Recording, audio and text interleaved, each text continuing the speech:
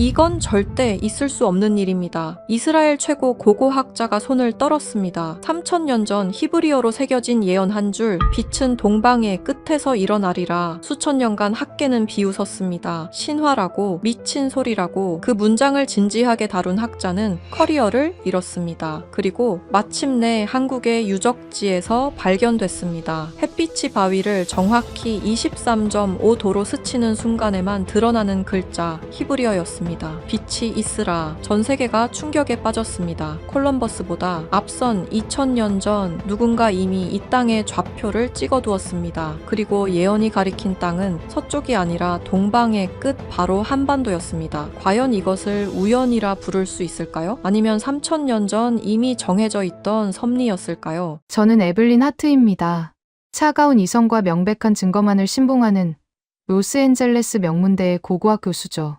어느 겨울날 오후, 저는 92년 동안 단 한 번도 열리지 않았던 낡은 유품 상자를 열었습니다. 삐걱거리는 소리와 함께 뚜껑을 열자 캘리포니아의 건조한 햇빛이 창문을 뚫고 들어와 상자 안을 비췄습니다. 그 빗줄기를 타고 묵은 먼지가 폭하고 피어올랐죠. 그건 단순한 먼지가 아니라 우리 가문이 92년 동안 억눌러왔던 지독한 수치심이었습니다. 상자의 주인은 제 증조부, 월터 킴 박사였습니다. 1933년 증조부는 미국 고고학계를 발칵 뒤집어 놓았습니다. 뉴멕시코의 황량한 사막 한가운데서 십계명이 뚜렷하게 고대 히브리어로 새겨진 거대한 바위를 발견했다고 발표했거든요. 콜럼버스보다 수천 년 앞서 신대륙에 도달한 문명이 있다는 그야말로 세상을 뒤흔들 주장이었습니다. 하지만 돌아온 것은 찬사가 아니라 잔인한 조롱이었습니다. 주류 학계는 그를 미치광이 취급했고 교단은 신성한 역사를 더럽힌 불경한 이단아라며 손가락질을 해댔죠.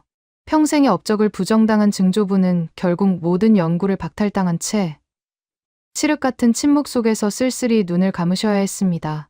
할아버지는 왜 그때 끝까지 싸우지 않고 포기하셨을까? 저는 평생 그 꼬리표 같은 질문을 가슴에 품고 살았습니다. 제가 누구보다 냉철한 고고학자가 된 것도 바로 그 때문이었습니다. 학교에서 짓밟인 증조부의 이름을 제 손으로 되찾아 주고 싶었거든요.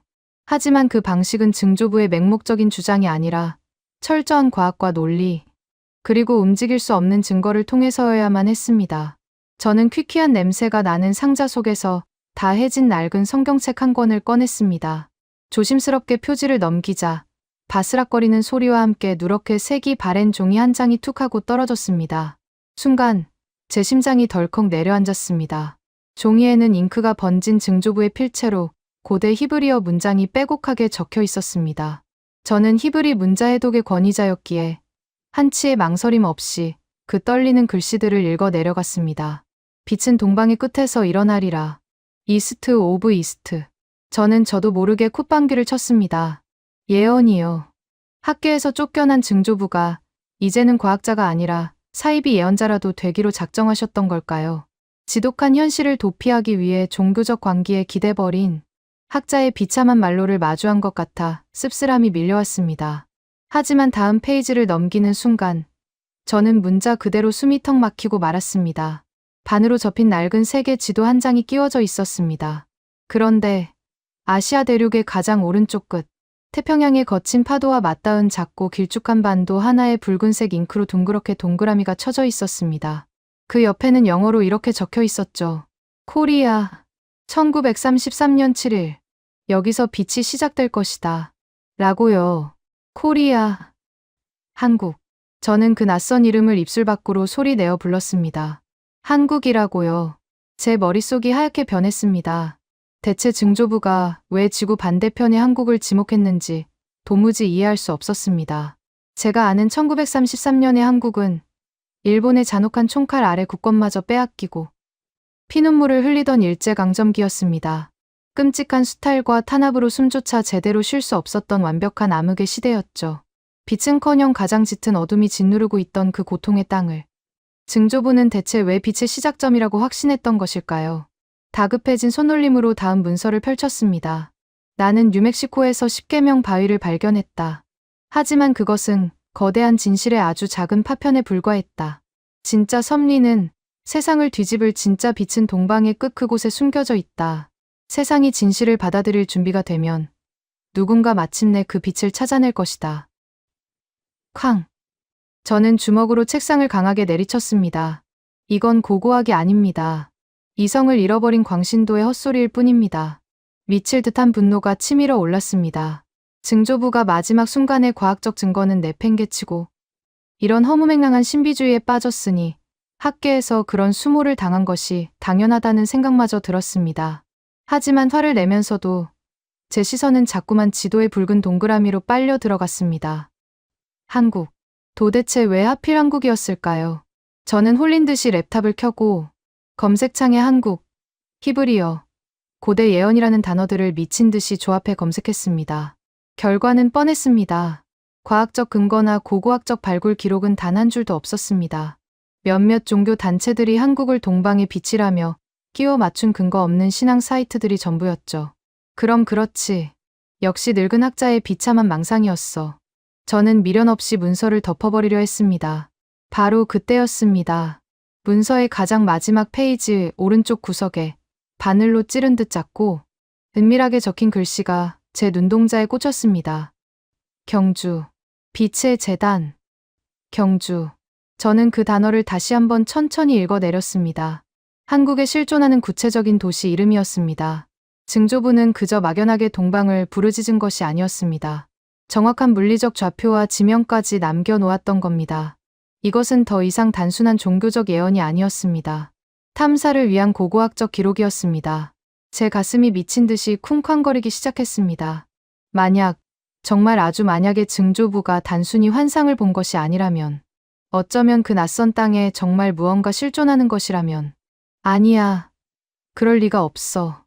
아시아의 작은 반도의 히브리어 유적이라니, 말도 안 되는 소리야.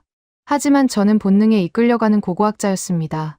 분명한 좌표가 주어졌다면 내 두 눈으로 직접 확인하고 파헤쳐야만 했습니다. 증조부의 억울함을 풀어주기 위해서가 아니었습니다. 그가 남긴 이 미친 기록들을 과학의 이름으로 철저하게 박살내고 제 단단한 이성의 세계를 증명하기 위해서라도 가야만 했습니다. 저는 곧장 휴대폰을 들어 항공권 검색 사이트를 열었습니다. 로스앤젤레스에서 서울의 인천공항까지 13시간, 그리고 서울에서 경주까지 고속 기차로 2시간. 좋아. 가보는 거야. 저는 차갑게 중얼거렸습니다. 증조부가 남긴 이 끔찍한 오답 노트를 제가 직접 한국에 가서 완벽하게 찢어버리겠습니다. 출발 전날 밤, 저는 경주 지역의 고대 유적 연구자를 수소문했고 수십 년간 남산 일대에 버려진 유적을 끈질기게 추적해온 윤채린 박사라는 이름을 찾아냈습니다. 그녀에게 짧은 이메일을 보냈고 간결한 답장이 돌아왔습니다. 오십시오. 기다리고 있었습니다. 라고요. 그렇게 저는 한국행을 결심했습니다. 서양 지식인의 거만한 냉소와 과학적 우월감이라는 튼튼한 갑옷을 온몸에 두른 채로요. 분명 빛이 아니라 어리석은 어둠을 증명하러 가는 통쾌한 길이 될 것이라 확신했습니다. 하지만 비행기 창밖을 바라보며 미소 짓던 저는 결코 알지 못했습니다. 제가 당당하게 밟으러 가는 그 작은 땅이 사실은 제 평생의 모든 믿음을 산산조각 낼 거대한 진실의 화약고였다는 사실을요. 기나긴 13시간의 비행 끝에 마침내 인천국제공항에 발을 내디뎠을 때 저는 좁은 좌석에 갇혀 있느라 이미 지칠 대로 지쳐 있었습니다. 자동문이 열리자 3월 초순에 한국이 뿜어내는 차갑고 습한 겨울 끝자락의 바람이 제 뺨을 사정없이 때렸습니다. 공항 밖으로 나서자 회색빛 하늘 아래로 거대한 간판들이 어지럽게 널려 있었습니다. 한글. 저는 그 문자를 단 하나도 읽을 수 없었습니다. 직선과 동그라미로 이루어진 그 기하학적인 글자들은 마치 저를 밀어내는 차가운 암호처럼 느껴졌습니다. 모방과 상징의 나라. 제가 한국에 대해 알고 있는 얄팍한 지식의 전부였습니다. 눈부시게 빠른 속도로 발전한 나라, 반도체와 스마트폰 같은 기술은 세계 최고를 다투지만 깊은 역사의 순결함은 없을 것이라 단정 지었던 곳. 고대 유적이라고 해봤자 이집트의 거대한 피라미드나 중국의 자금성에 비하면 보잘것없는 조잡한 그늘 아래에 있을 것이라 생각했습니다.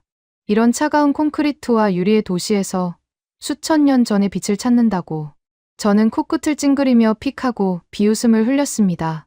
그리고 서울역으로 향하는 택시 뒷좌석에 거만하게 기대앉았습니다. 차창 밖으로 스쳐가는 끝없는 아파트 숲을 보며 며칠 뒤면 이 시시한 해프닝을 끝내고 내 아늑한 캘리포니아의 연구실로 돌아갈 것이라 굳게 믿었습니다. 하지만 택시가 매연을 뿜으며 고속도로를 달리는 동안 천년의 비밀을 품은 경주의 깊은 산과 검은 바위들이 이미 제 오만한 숨통을 서서히 조여오고 있었다는 것을 저는 꿈에도 몰랐습니다. 서울역에서 출발한 고속열차가 미끄러지듯 삭막한 도심을 빠져나갔습니다. 저는 푹신한 특실 좌석에 깊숙이 몸을 파묻은 채 차가운 유리창 너머로 빠르게 스쳐 지나가는 바깥 풍경을 응시했습니다. 하늘을 찌를 듯 솟아오른 잿빛 아파트 숲이 점차 자취를 감추고 머지않아 앙상한 겨울 나무들이 빼곡하게 들어찬 거대한 산맥과 얼어붙은 들판이 시야를 가득 채우기 시작했습니다. 무르 위에는 증조부의 낡은 가죽 수첩이 놓여 있었습니다. 한국으로 오는 13시간의 비행 내내, 그리고 이 기차 안에서도 저는 수십 번이나 그 알량한 기록들을 뜯어보고 또 뜯어보았습니다. 아무리 들여다보아도 논리적인 연결고리라고는 단 하나도 찾아볼 수 없는 완벽하게 미쳐버린 노인의 비참한 일기장에 불과했습니다. 예의, 오르, 빛이 있으라. 이 고대 히브리어 문장이 아시아의 작은 변방 국가, 그것도 일제강점기라는 암흑의 시대에 어떻게 존재할 수 있단 말입니까? 저는 콧방귀를 뀌며 수첩을 가방 깊숙한 곳에 쑤셔 넣었습니다. 며칠 뒤면 이 우스꽝스러운 해프닝을 끝내고 캘리포니아의 따뜻한 햇살이 내리쬐는 제 완벽한 연구실로 돌아가 동료들에게 통쾌한 무용담을 들려줄 생각뿐이었습니다. 2시간 남짓 달렸을까요? 기차가 천천히 속도를 줄이며 안내 방송이 흘러나왔습니다. 천년 고도 경주에 도착했다는 알림이었습니다. 플랫폼에 발을 내디딘 순간 저는 서울과는 완전히 다른 이질적인 공기를 느꼈습니다. 서울의 바람이 날카로운 유리 조각처럼 차갑고 공격적이었다면 이곳 경주의 바람은 어딘가 묵직하고 깊은 습기를 머금은 채 조용히 제 옷깃을 파고들었습니다.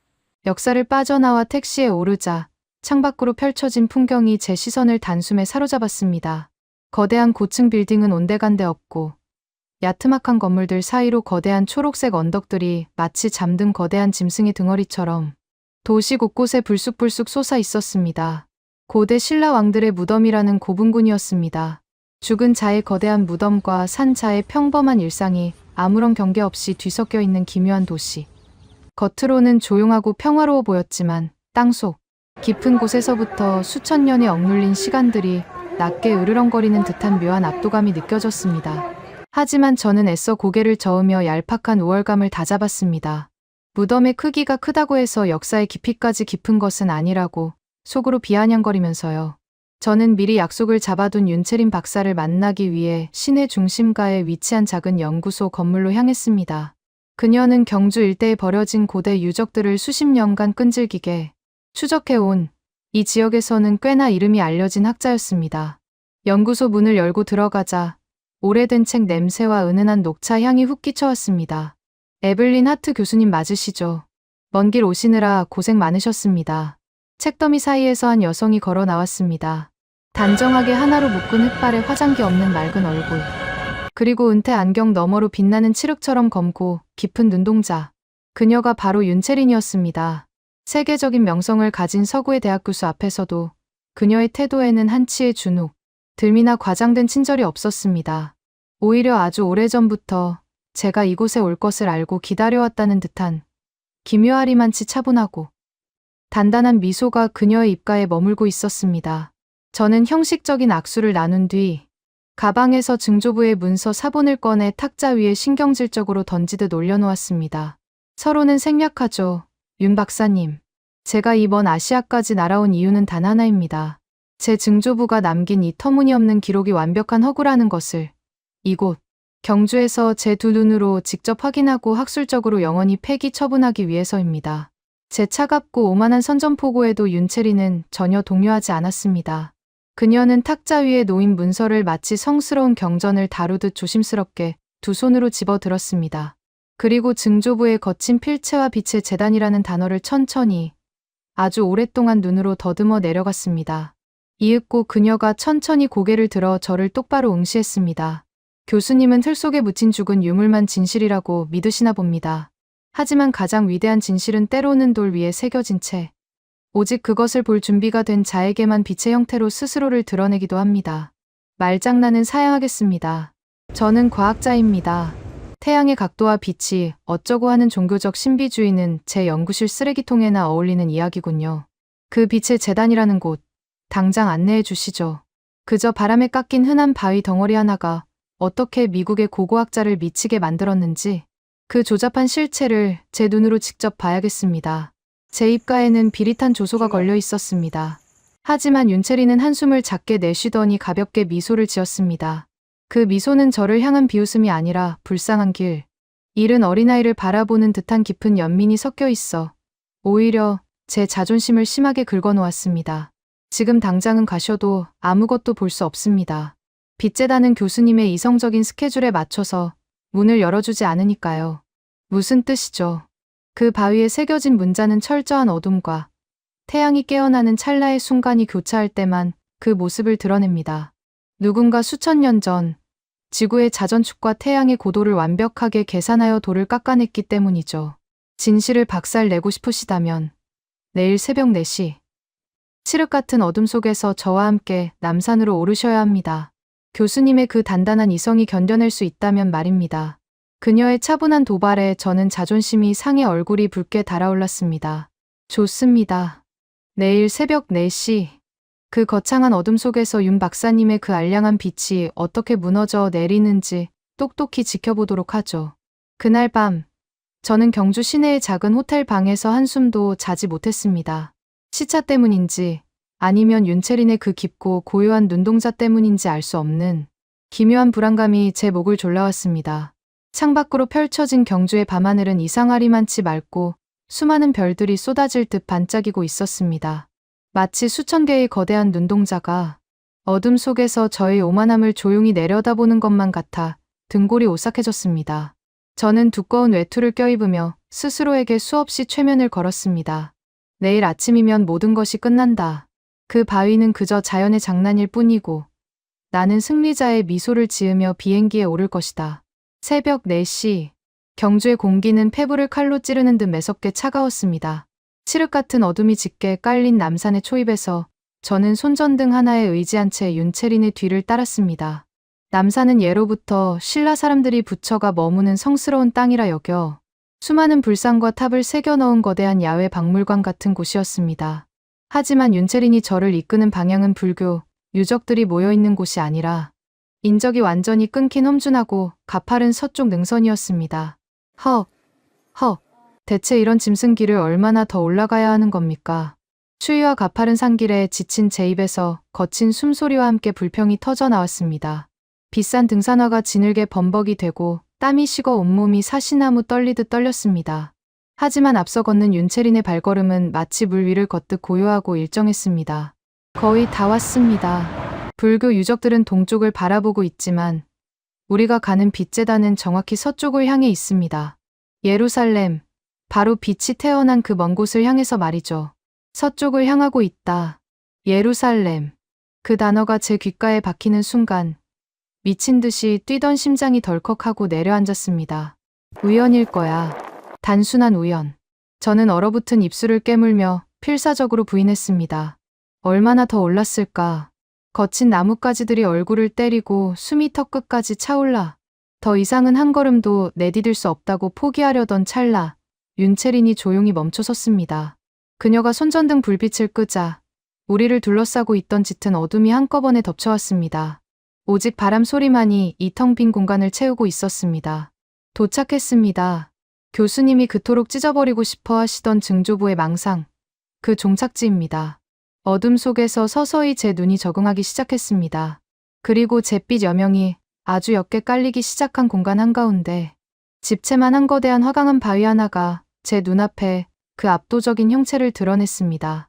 겉보기에는 이끼가 잔뜩 낀 채 오랜 세월 비바람에 깎인 흔한 바위 덩어리에 불과했습니다. 저는 터질 듯한 숨을 고르며 바위 앞으로 한 걸음 다가섰습니다. 떨리는 손을 뻗어 바위의 차갑고 거친 표면을 어루만졌습니다.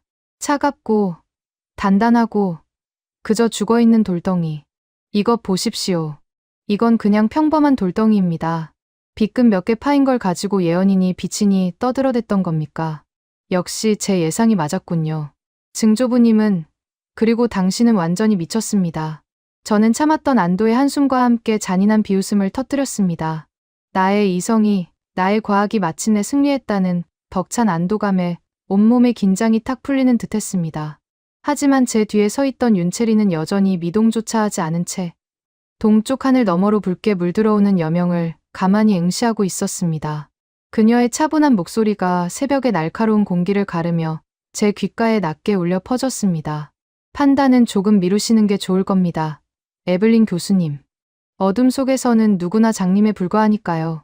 이제 곧 당신의 그 완벽한 세계관이 박살나는 첫 번째 기적이 시작될 겁니다.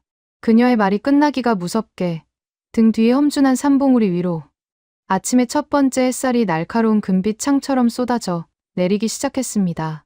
그리고 그 한 줄기 빛이 정확히 계산된 각도로 제가 서 있는 거대한 바위의 정중앙을 꿰뚫고 지나가는 순간 저는 심장이 찢어질 듯한 충격에 그 자리에서 돌처럼 굳어버리고 말았습니다. 새벽 4시 30분 경주 남산의 험준한 서쪽 능선 한가운데서 저는 얼어붙은 조각상처럼 서 있었습니다.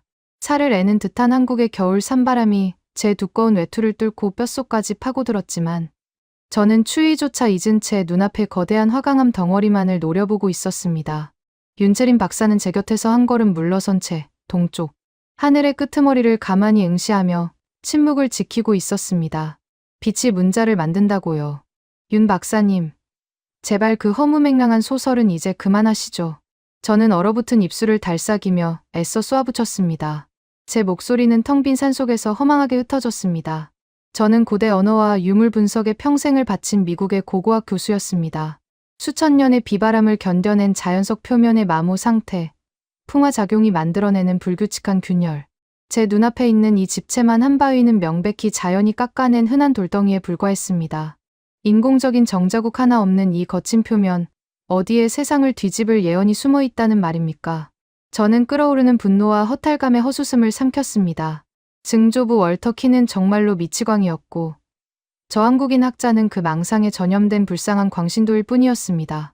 나의 완벽한 이성이 승리했다는 안도감과 동시에 이런 총극을 확인하기 위해 지구 반대편까지 날아온 제 자신이 한없이 수치스러워졌습니다. 당장 산을 내려가겠습니다. 더 이상 이 어리석은 장난에 어울려줄 시간이 제가 신경질적으로 몸을 돌리려던 바로 그 순간이었습니다. 기다리십시오. 에블린 교수님. 태양이 숨을 쉬기 시작했습니다. 윤채린의 낮고 단호한 목소리가 제 발걸음을 강제로 멈춰 세웠습니다. 그녀의 시선을 따라 동쪽 하늘을 바라본 순간 저는 숨을 헉하고 들이마실 수밖에 없었습니다. 칠흑 같던 어둠이 서서히 걷히며 남산의 거대한 능선 너머로 검푸른 여명이 핏빛처럼 붉게 타오르기 시작했습니다. 공기의 흐름이 미세하게 바뀌는 것이 피부로 느껴졌습니다. 그리고 마침내 거대한 태양의 첫 번째 가장자리가 산봉우리를 뚫고 솟아오르며 강렬한 황금빛 광선을 서쪽을 향해 쏘아 보냈습니다. 마치 누군가 어둠 속에서 거대한 무대 조명을 켠 것 같았습니다.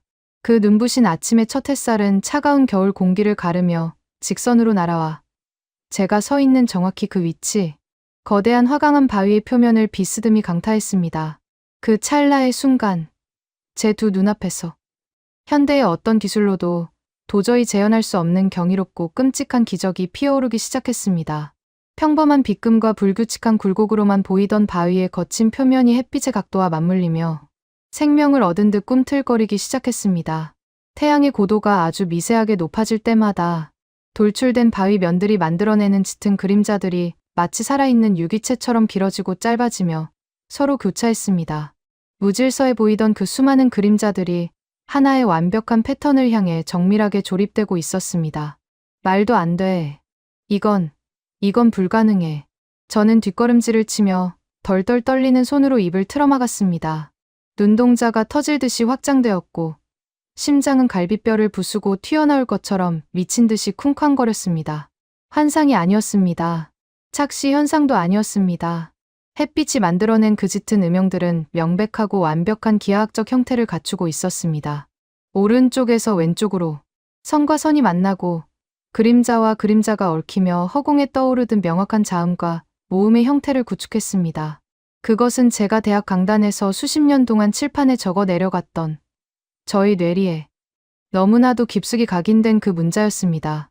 고대 히브리어, 수천 년 전 중동의 사막에서 탄생했던 그 성스러운 문자가 아시아의 끝자락, 한국의 차가운 바위 위에서 황금빛 그림자로 선명하게 타오르고 있었습니다.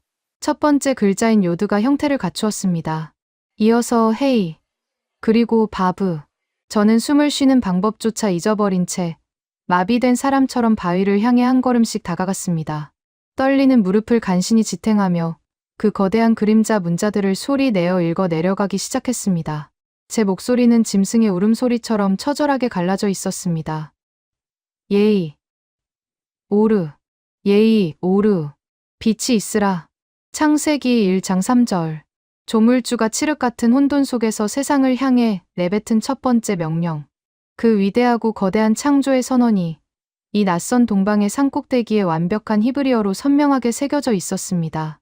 제 머릿속을 지탱하고 있던 이성과 논리의 거대한 댐이 단숨에 무너져 내렸습니다. 방사성 탄소 연대 측정, 지층의 배열, 문헌의 교차 검증.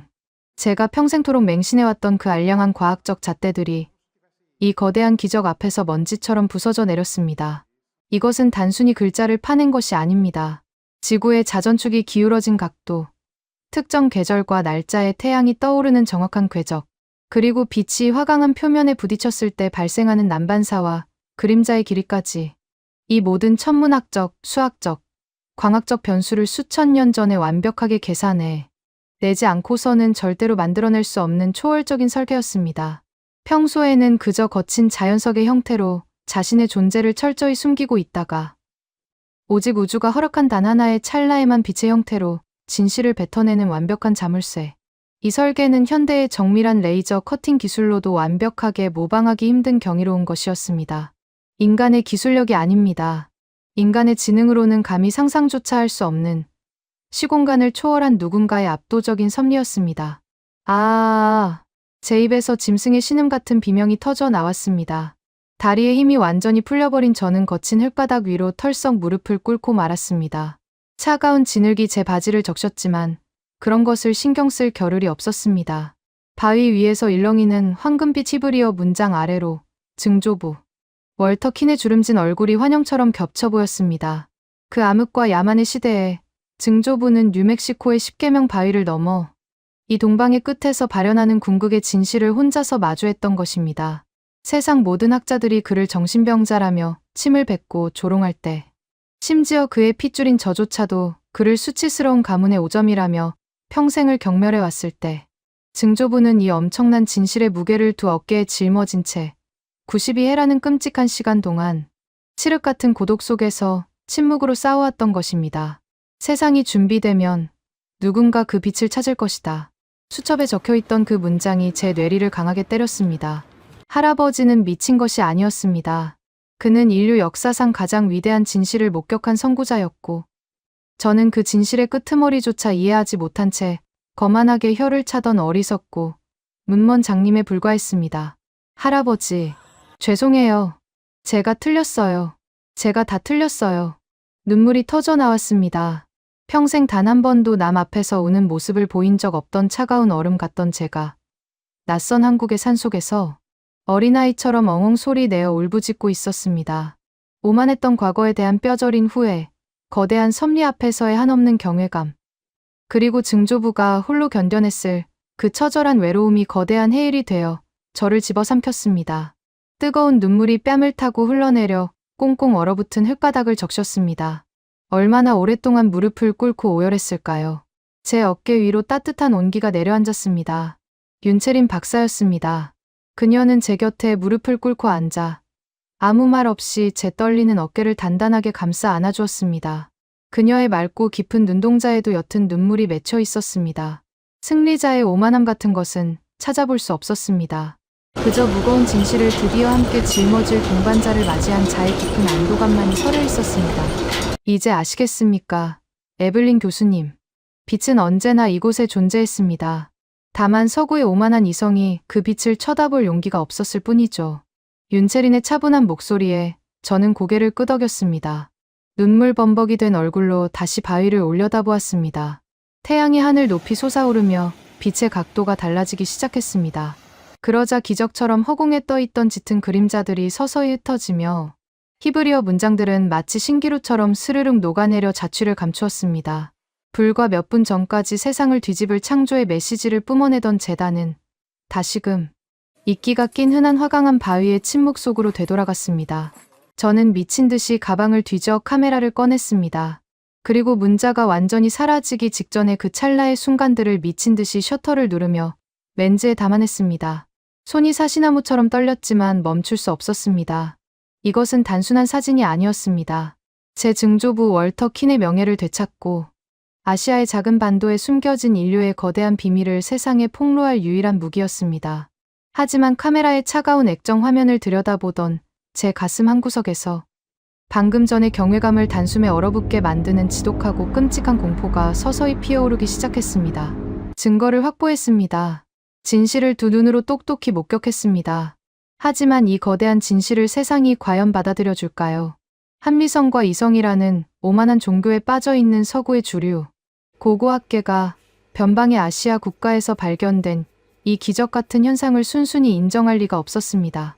92년 전 제 증조부에게 쏟아졌던 그 잔혹한 마녀 사냥이 이제는 고스란히 저를 향해 덮쳐올 것이 불보듯 뻔했습니다. 저는 바위 앞에 무릎을 꿇은 채 다가올 거대한 파국을 직감하며 입술을 꽉 깨물었습니다. 진실을 목격한 대가는 너무나도 혹독할 것입니다.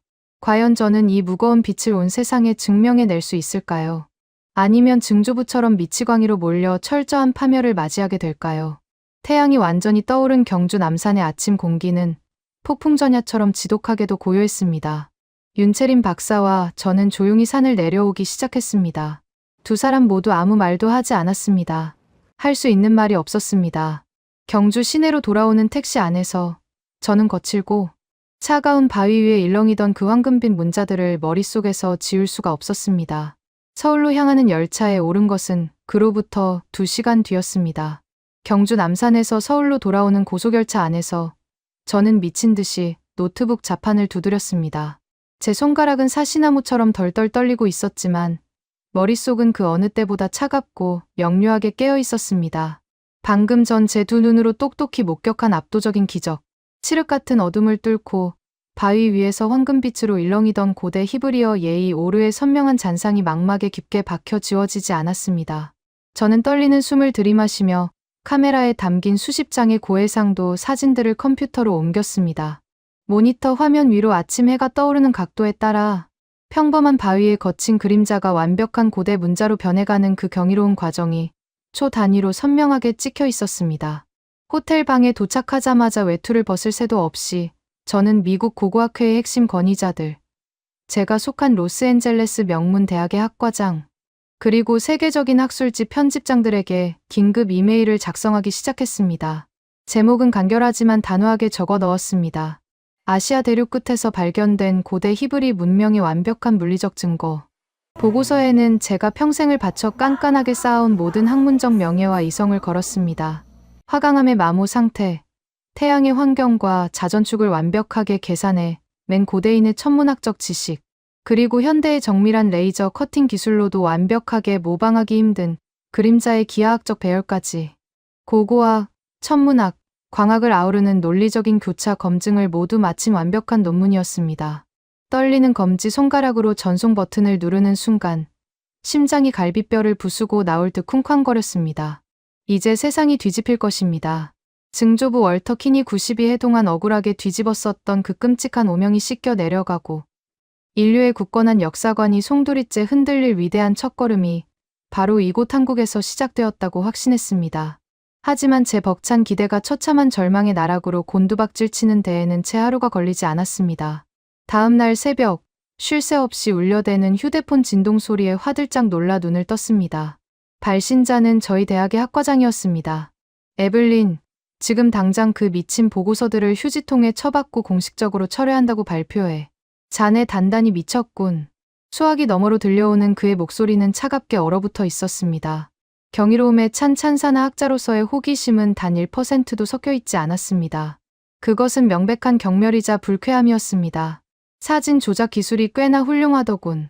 하지만 이런 조잡한 종교적 사기극에 우리 대학의 거룩한 이름을 끌어들이다니 제정신이야. 그 증조부의 그 증손녀라더니 킨 가문의 그 끔찍한 망상병이 유전자 속에 깊이 박혀 유전이라도 된 건가. 조작이 아닙니다. 제 평생의 학문적 양심을 걸고 말씀드립니다. 태양의 각도가 만들어내는 완벽한 물리적 현상이라고요. 제발 제 사진의 메타데이터와 그림자의 굴절률을 확인해 보십시오. 제가 핏대를 세우며 필사적으로 항변했지만 그는 냉혹하고 신경질적으로 제 말을 잘라버렸습니다. 아시아의 작은 변방 국가 관광청에서 돈이라도 두둑하게 받은 건가? 아니면 낯선 동양의 사이비 종교 단체에 세뇌라도 당한 거야. 당장 귀국해서 징계위원회에 회부될 준비나 해. 자네의 교수직은 이걸로 끝이야. 일방적으로 통화가 끊겼습니다. 뚜뚜거리는 건조한 기계음만이 차가운 호텔방을 섬뜩하게 채웠습니다. 머리를 세게 얻어맞은 것처럼 눈앞이 아득해졌습니다. 재앙은 거기서 끝이 아니었습니다. 제가 보낸 이메일과 사진들은 학계 내부의 조롱거리를 넘어 순식간에 언론으로 유출되어 버렸습니다. 떨리는 손으로 노트북을 열고 인터넷 뉴스 창을 띄운 순간 저는 숨이 턱 막혀 침대 아래로 주저앉고 말았습니다. 미국 최고의 실증주의 고고학자, 아시아에서 사이비 종교의 함정에 빠지다. 한국의 얄팍한 관광 마케팅에 노란한 서구, 지식인의 끔찍한 몰락, 증조부의 망상을 쫓아 한국으로 간 학자, 조작된 바위 사진으로 학계를 기만하다. 헤드라인들은 하나같이 날카로운 비수처럼 제 가슴 한가운데를 찌르고 들어왔습니다. 인터넷 기사 아래 달린 수천 개의 댓글들은 더욱 잔인하고 모욕적이었습니다. 평생을 뼈를 깎는 노력으로 쌓아 올린 저의 결백한 명성과 권위가 단 며칠 만에 희대의 사기꾼이자 정신병자로 전락해 버린 것입니다. 92년 전 아메리카 대륙에서 10개명 바위를 발견하고 흥분에 떨며 학계에 보고서를 냈을 증조부의 얼굴이 떠올랐습니다. 그가 홀로 감당해야 했을 이 끔찍한 조리돌림과 숨막히는 멸시. 사람들은 자신들의 알량한 지식으로 이해할 수 없는 거대한 진실 앞에서는 그것을 경외하기보다 먼저 돌을 던져 깎아내리고 짓밟으려 한다는 그 잔혹하고 오만한 인간의 본성을 저는 뼈저리게 깨달았습니다. 저는 호텔방 구석에 웅크려 앉아 무릎에 얼굴을 묻고 짐승처럼 소리 없이 오열했습니다. 제가 완전히 고립되어 지옥 같은 절망에 빠져 있을 때 윤채린 박사에게서 다급한 전화가 걸려왔습니다. 에블린 교수님, 큰일 났습니다. 한국 정부에서 남산 빚재단 일대의 출입을 전면 통제하기 시작했어요. 그녀의 목소리는 형편없이 떨리고 있었습니다. 통제라니요. 유적을 보호하겠다는 뜻인가요? 아니요. 완전히 덮어버리겠다는 겁니다. 교수님의 보고서가 미국 언론의 조롱거리로 대서특필되자 한국 외교부와 문화재청이 발칵 뒤집혔습니다. 이스라엘과 중동 국가들의 대사관에서도 성스러운 히브리 문자를 아시아의 불교 국가가 모욕하고 조작했다며 공식적인 항의 서한을 보내왔다고 합니다. 서구의 거대한 권위와 눈치를 봐야 하는 한국 주류학계도 교수님을 지지하기를 두려워하며 입을 닫아버렸습니다. 외교적 마찰과 종교적 갈등을 극도로 꺼리는 정부 입장에서는 이 거대한 진실이 그저 끔찍한 국제적 골칫거리일 뿐인 거죠. 지금 남산 입구에는 경찰 병력이 쫙 깔렸고 겹겹이 펜스가 쳐졌습니다. 개미 새끼 한 마리 접근할 수 없어요. 전화기가 제 손을 빠져나가 바닥으로 툭 떨어졌습니다. 마지막 남은 한 가닥 희망마저 무참히 짓밟히는 순간이었습니다. 이제 이 기적을 증명할 유일한 물리적 증거마저 국가의 권력에 의해 완전히 봉쇄되어 버렸습니다. 저는 낯선 타국의 좁은 호텔방에 철저히 버려졌습니다. 동료들은 차갑게 등을 돌렸고 언론은 저를 물어뜯었으며 진실을 품은 사는 권력에 의해 굳게 닫혀버렸습니다. 창밖으로 화려하게 빛나는 서울의 야경을 멍하니 내려다보았습니다. 수천만 명의 사람들이 각자의 찬란한 빛을 내며 살아가고 있는 이 거대한 도시에서 저 혼자만 칠흑 같은 암흑 속에 갇혀버린 것 같았습니다. 이대로 모든 것을 포기하고 증조부처럼 패배자가 되어 영원한 침묵 속으로 도망쳐야 하는 걸까요? 며칠 동안 물 한 모금 마시지 못한 채 눈물로 얼룩진 짐을 챙기고 있을 때였습니다. 테이블 위에 버려두었던 제 휴대폰이 날카롭게 울리기 시작했습니다. 화면에는 발신자를 알 수 없는 긴 국제 전화번호가 떠 있었습니다. 떨리는 손으로 전화를 받았습니다. 에블린 하트 교수. 맞습니까? 수화기 너머로 들려온 것은 아주 차갑고 건조한 남자의 목소리였습니다. 누구시죠? 그는 히브리어로 자신을 소개했습니다. 다니엘 레비. 이스라엘 예루살렘의 일간지에서 탐사 보도를 전문으로 하는 기자라고요. 당신이 퍼뜨린 그 불경하고 조잡한 사기극을 전 세계에 낱낱이 고발하기 위해 지금 한국행 비행기에 오르는 길이라고 했습니다. 며칠 뒤 서울에서 봅시다. 당신의 그 알량한 거짓말이 어떻게 박살 나는지 내 눈으로 직접 확인해 줄 테니까. 라고요. 딸깍. 통화가 일방적으로 끊겼습니다. 다니엘 레비. 서구와 중동 언론들이 맹신하는 한 번 물면 절대 놓지 않는다는 이스라엘 최고의 냉혈한 탐사보도 기자가 저를 사냥하기 위해 이 동방의 끝으로 날아오고 있었습니다. 저는 멍하니 휴대폰을 내려다보았습니다. 이것은 저희 숨통을 영원히 끊어놓을 마지막 사형 선고일까요? 아니면 이 굳게 닫힌 거대한 진실의 문을 통쾌하게 박살내줄 예측 불가능한 폭풍의 거대한 서막일까요? 제 심장이 다시 요동치기 시작했습니다. 다니엘 레비. 그 이름은 서구와 중동 언론계에서 자비 없는 저승사자와도 같았습니다. 이스라엘 예루살렘의 명문 대학에서 고대 히브리 문헌학을 전공한 뒤 탐사보도 기자로 전향한 그는 종교적 사기극이나 고고학적 위조 사건을 파헤치는 데 있어서는 전 세계에서 가장 집요하고 냉혹한 인물이었습니다. 그가 저희 숨통을 끊어놓기 위해 이곳 아시아의 끝자락까지 직접 날아왔다는 사실은 제게 남은 마지막 학자로서의 생명마저 완전히 끝장날 수 있다는 끔찍한 사형 선고처럼 들렸습니다. 며칠 뒤 서울 시내 호텔 로비의 차가운 대리석 바닥 위로 무겁고 날카로운 구둣발 소리가 울려 퍼졌습니다. 매서운 눈매와 굳게 담은 입술, 검은색 코트를 입은 다니엘 레비가 뚜벅뚜벅 걸어와 제 앞에 소파에 거만하게 다리를 꼬고 앉았습니다.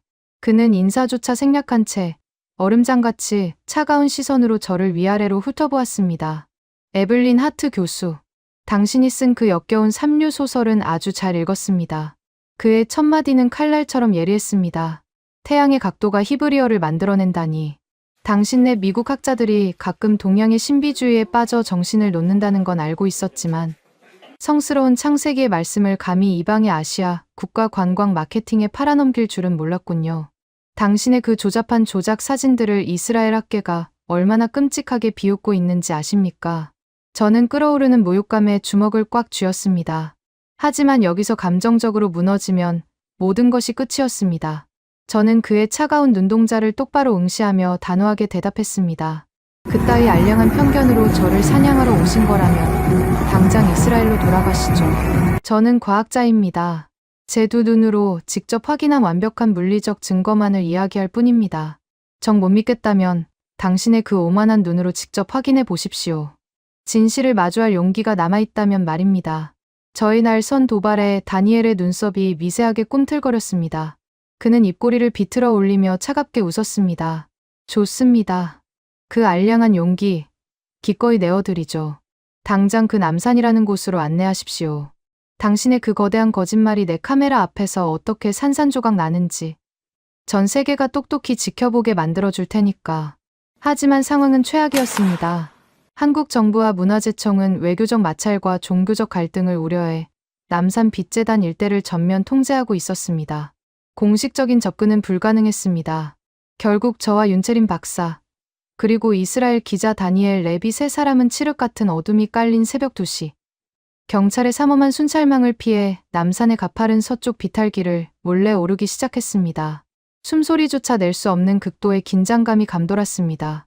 나뭇가지가 바스락거리는 소리 하나에도 심장이 덜컥 내려앉았습니다. 만약 여기서 한국 경찰에게 발각된다면 저는 고국으로 추방되는 것은 물론이고 영원히 미치광이 사기꾼으로 낙인 찍혀 이 진실을 증명할 기회를 영영 잃게 될 것입니다. 윤채린 박사는 험준한 상기를 익숙하게 앞장섰고 저와 다니엘은 거친 숨을 몰아쉬며 그 뒤를 필사적으로 따랐습니다.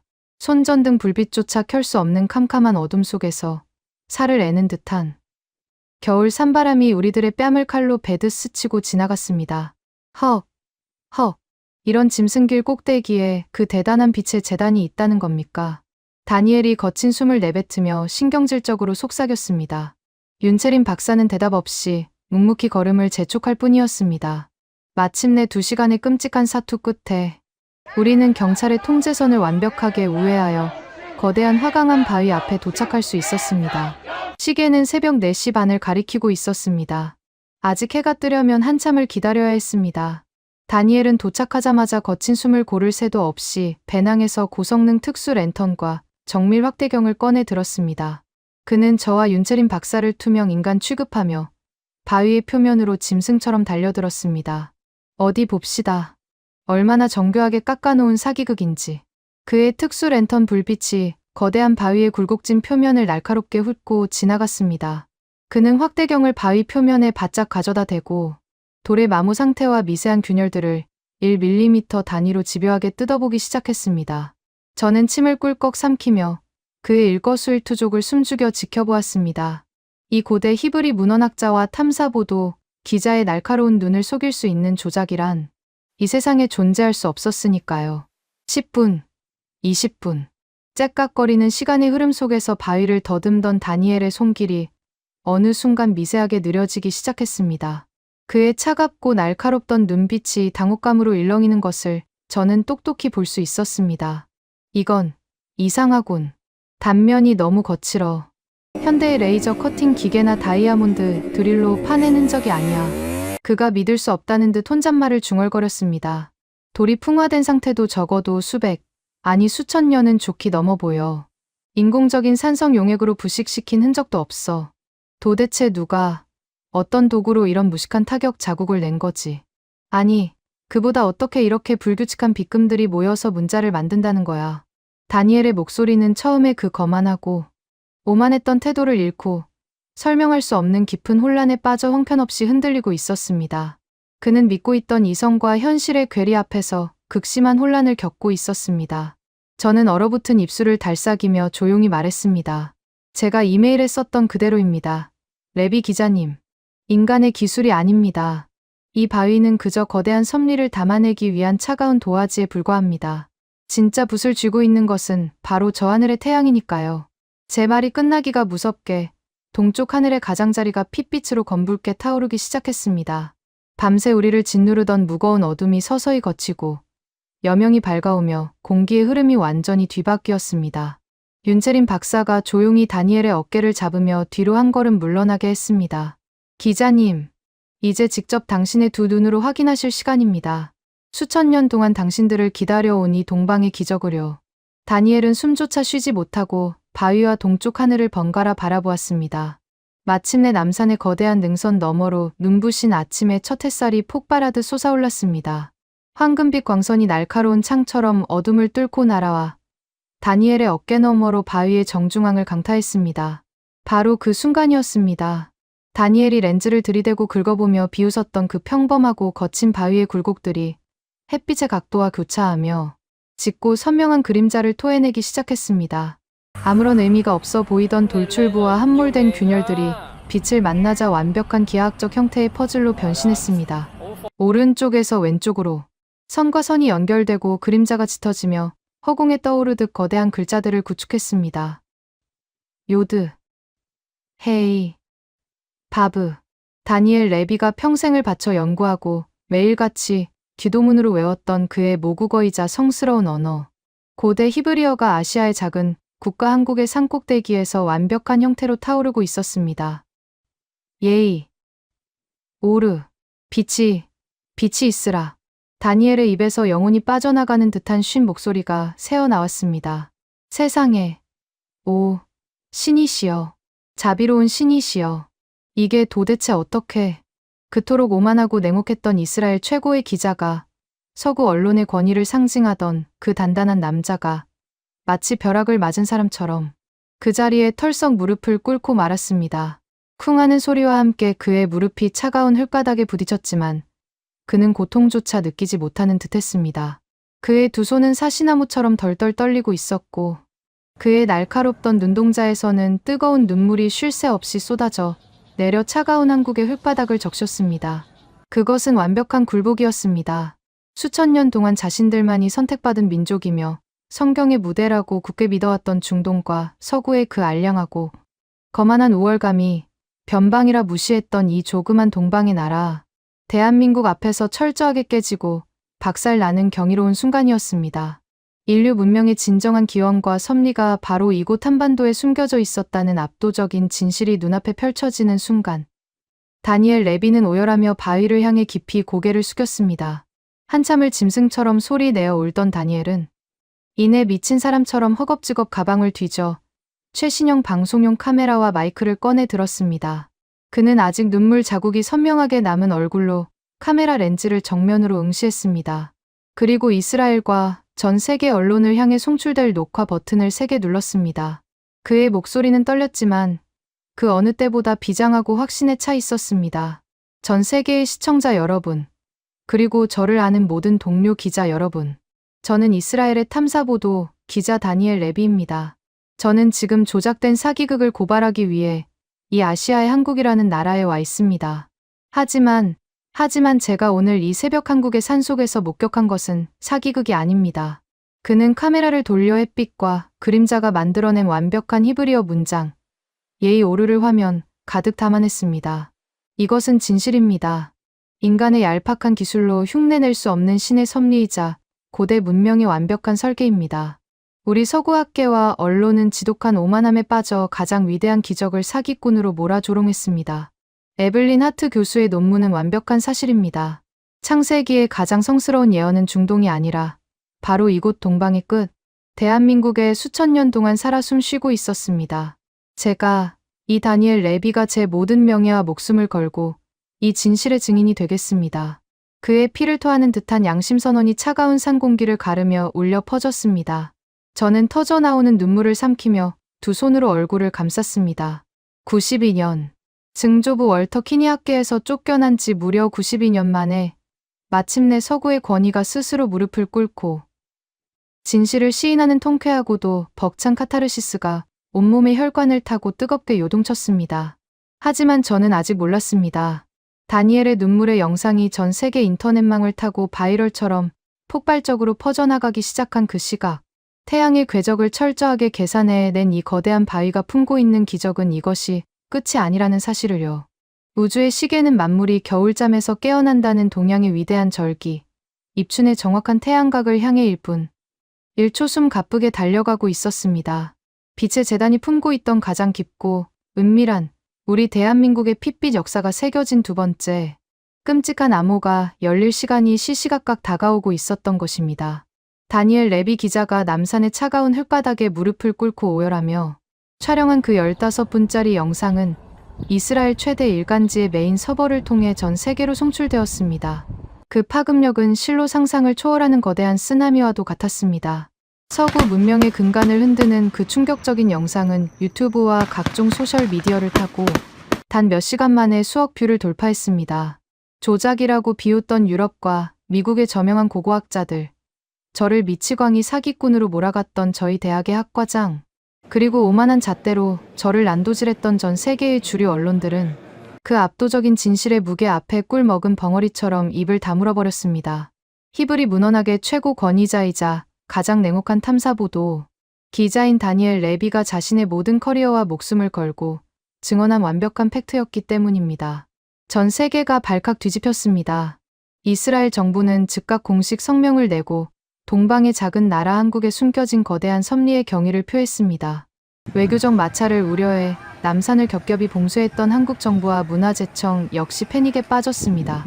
그들은 자신들이 통제하고 억압하려 했던 그 거친 바위 덩어리가 전 세계 수십억 명의 성지이자 인류 역사의 비밀을 푼 가장 위대한 국가적 보물이라는 사실을 뒤늦게 깨닫고 경악을 금치 못했습니다.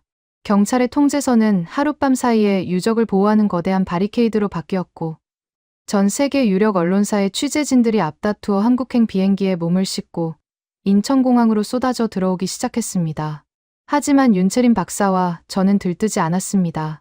오히려 그 어느 때보다 차분하고 비장한 마음으로 달력을 주시하고 있었습니다. 윤 박사가 오랫동안 고문원과 천문학 데이터를 교차 검증하며 기다려온 진짜 운명의 날이 시시각각 다가오고 있었기 때문입니다. 동양의 24절기 중 첫 번째이자 얼어붙은 대지가 깨어나고 만물이 새로운 생명을 움트기 시작한다는 위대한 절기, 입춘이었습니다. 에블린 교수님, 입춘은 태양의 환경이 정확히 315도에 도달하는 날입니다. 지구의 자전축과 태양의 고도가 만들어내는 1년 중 가장 완벽하고 기하학적인 각도죠. 수천 년 전 이 바위를 설계한 누군가가 태양의 빛이 바위에 가장 깊고 은밀한 틈새까지 뚫고 들어갈 수 있도록 안배해 놓은 진짜 기적은 바로 내일 새벽에 열릴 겁니다. 윤채린 박사의 떨리는 설명에 제 심장은 다시 한번 걷잡을 수 없이 요동쳤습니다. 그리고 마침내 운명의 새벽이 밝았습니다. 이번에는 우리 세 사람만이 아니었습니다. 다니엘의 영상이 전 세계를 강타하고 한국 정부가 하룻밤 사이에 통제선을 보호, 바리케이드로 전환한 덕분에 전 세계에서 몰려든 수백 명의 외신 기자들, 헬기를 띄운 방송국 카메라들, 한국 정부의 고위 관료들과 학계의 원로들이 숨을 죽인 채 남산 빛재단 주위를 둥글게 에워싸고 있었습니다. 그 팽팽한 긴장감은 마치 우주의 시간이 멈춰버린 것만 같았습니다. 모두의 시선이 붉게 타오르는 동쪽 하늘의 능선만을 향해 고정되어 있었습니다. 오전 7시 20분. 마침내 입춘의 첫 번째 태양이 장엄한 궤적을 그리며 솟아올랐습니다. 황금빛 빗줄기가 산등성이를 넘어와 거대한 화강암 바위를 비추는 순간 곳곳에서 터져나오는 수백 대의 카메라 셔터 소리가 고요한 산속을 뒤흔들었습니다. 가장 먼저 며칠 전 다니엘이 목격했던 예의 오르, 빛이 있으라 라는 문장이 바위 상단에 선명하게 떠올랐습니다. 여기저기서 경악에 찬 탄성과 훌쩍이는 울음소리가 터져 나왔습니다. 하지만 기적은 거기서 멈추지 않았습니다. 입춘의 태양은 평소보다 훨씬 더 낮고 예리한 각도로 바위에 가장 깊숙하게 패인 단층의 그림자를 가르고 들어갔습니다. 빛이 바위의 심장부를 찌르는 순간 예의 오르 문장 바로 아래쪽의 거친 표면들이 마치 마법처럼 꿈틀거리기 시작했습니다. 수천 년 동안 단 한 번도 세상의 모습을 드러내지 않았던 미세한 타격점들이 입춘의 태양각과 만나면서 짙고 날카로운 그림자를 만들어냈습니다. 이번에는 문자가 아니었습니다. 그것은 명백한 숫자의 배열이었습니다. 1, 9, 4, 5, 1, 9, 4, 8, 1, 9, 5, 0. 현장에 있던 모든 사람들이 그 숫자를 소리 내어 읽으며 얼어붙었습니다. 그것은 연도였습니다. 단순한 예언이 아니라 인간의 피와 눈물로 얼룩진 근현대사의 가장 끔찍하고도 위대한 운명이 수천 년 전의 바위에 선명하게 아로새겨져 있었던 것입니다. 다니엘 레비가 미친 듯이 소리쳤습니다. 1945년. 그 해는 이스라엘 민족이 홀로코스트의 끔찍한 어둠 속에서 마침내 해방된 해입니다. 1948년은 이스라엘이 2000년의 방황을 끝내고 중동의 나라를 다시 세운 기적의 해라고요. 그의 절규에 윤채린 박사가 눈물을 쏟아내며 대답했습니다. 1945년. 이 해는 우리 한국이 일제의 끔찍한 억압을 뚫고 마침내 광복을 맞이한 위대한 해입니다.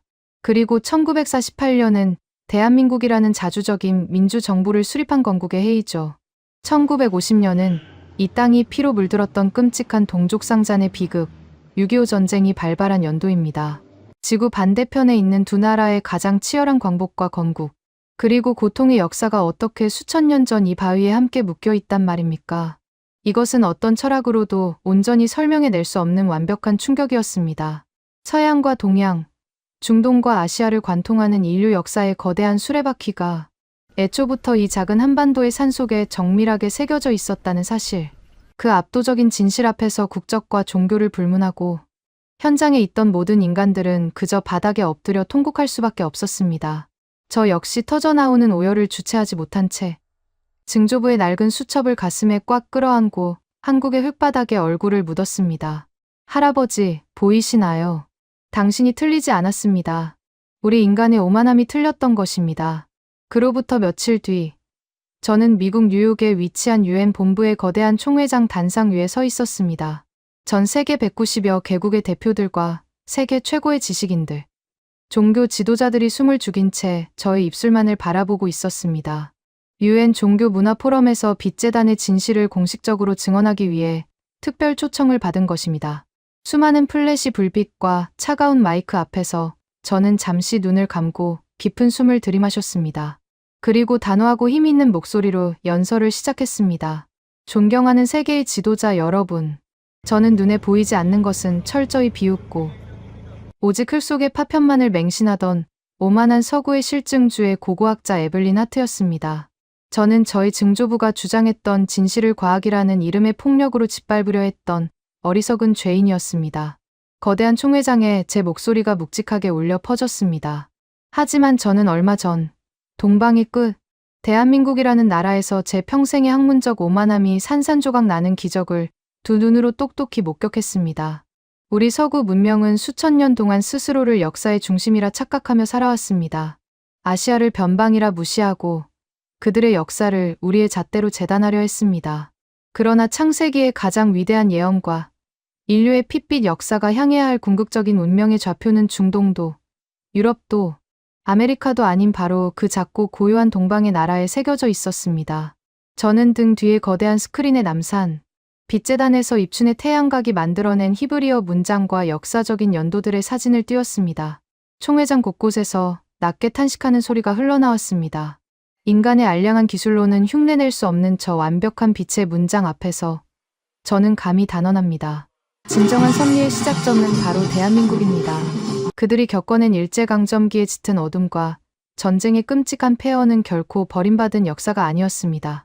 그것은 가장 찬란한 빛을 잉태하기 위해 견뎌내야 했던 필연적인 고통의 시간이었던 것입니다. 이제 우리 모두는 이 거대한 진실 앞에서 얄팍한 우월감을 버리고 저 동방의 빛을 향해 겸허히 고개를 숙여야 할 때입니다.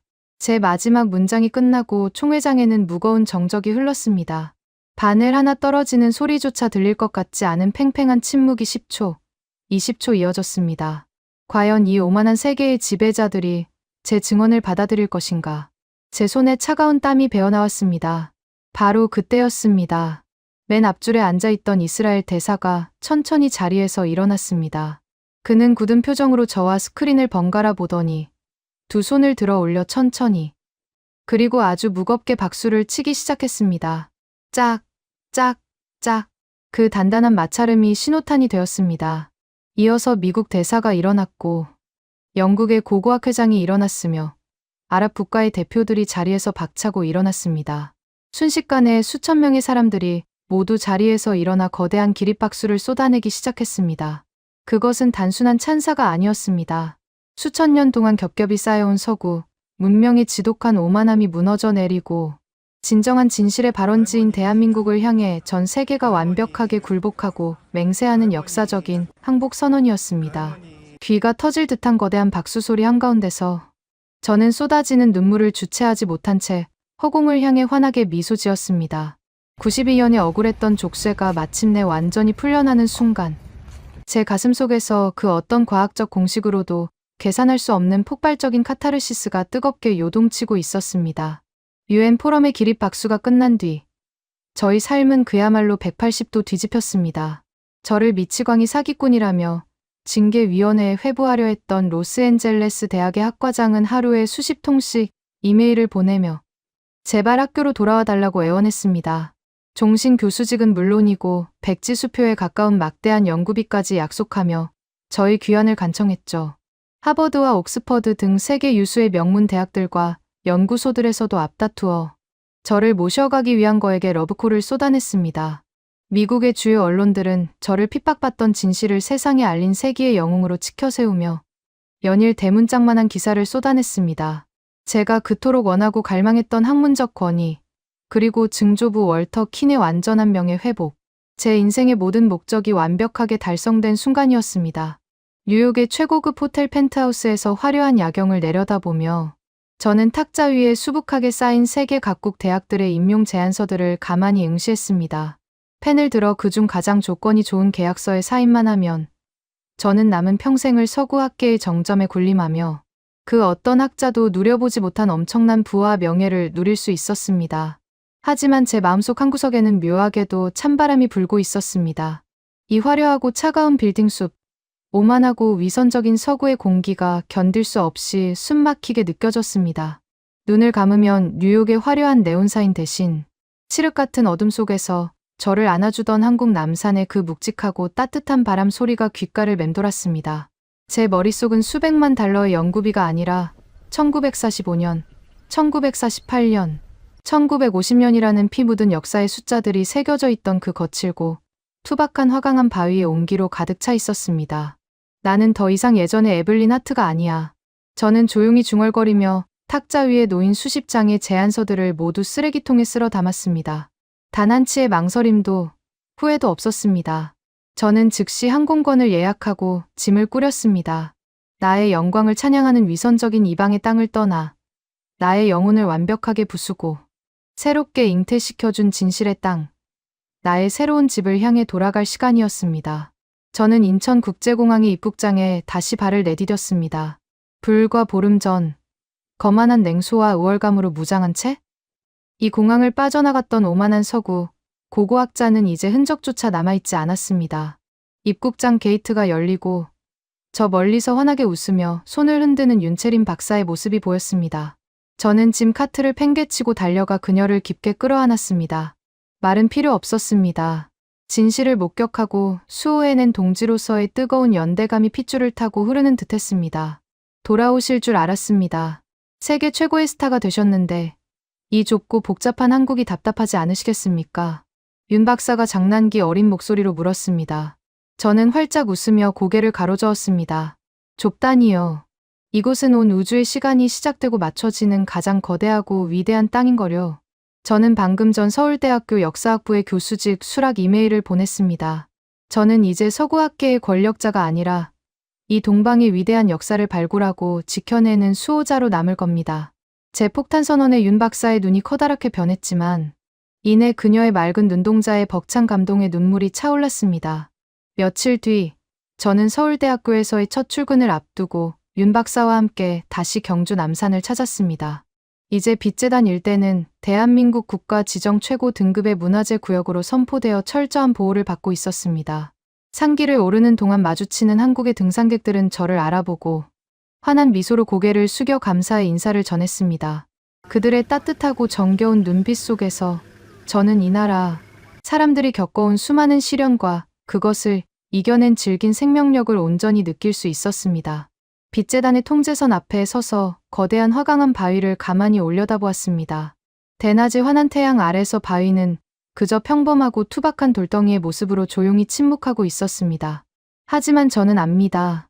저 단단한 돌덩이의 심장부에는 인류의 시작과 끝을 관통하는 거대한 빛의 언어가 뜨겁게 용솟음치고 있다는 것을요. 저는 가방에서 증조부 월터 킨의 낡은 가죽 수첩을 꺼내 바위 위에 가만히 올려놓았습니다. 92년이라는 기나긴 세월 동안 대서양과 태평양을 건너 지독한 조롱과 멸시를 견뎌내며 마침내 이 진실의 재단 앞에 도달한 위대한 유산이었습니다. 할아버지, 당신이 시작한 이 외롭고 고통스러웠던 여정을 제가 이곳 한국에서 끝맺었습니다. 하지만 이것은 끝이 아니라 새로운 시작입니다. 당신이 지켜내려 했던 그 위대한 진실의 불씨를 이제 제가 이 땅의 사람들과 함께 영원히 지켜나가겠습니다.